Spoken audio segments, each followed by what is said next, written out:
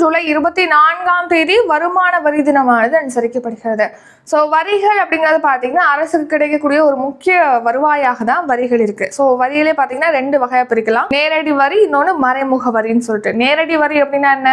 வருமான வரி, அடுத்து நிறுவனங்கள் வரி, பெருநிறுவனங்கள் வரி, இதெல்லாமே பார்த்தீங்கன்னா வருமான வரி, அதாவது நேரடி வரியில வரும். மறைமுக வரி அப்படின்னா ஜிஎஸ்டி, இதெல்லாம் வந்து மறைமுக வரியில வரும். ஸோ இப்போ பார்த்தீங்கன்னா இந்த வருமான வரி அப்படிங்கிறது ஃபர்ஸ்ட் இந்தியாவில் எப்போ இன்ட்ரடியூஸ் பண்ணாங்க அப்படின்னா 1860ஆம் ஆண்டு ஜூலை 24ஆம் தேதி சர் ஜேம்ஸ் வில்சன் என்பவர்னால தான் இந்த வருமான வரியானது அறிமுகப்படுத்தப்பட்டது. எதனால இந்த வருமான வரி அறிமுகப்படுத்தினாங்கன்னா 1857ஆம் ஆண்டு பார்த்தீங்கன்னா முதல் இந்திய சுதந்திர போரானது நடைபெற்றது. ஸோ இதனால இது வந்து ஆங்கிலேயர்களுக்கு எதிராக இந்தியாவில் நடத்தப்பட்டது.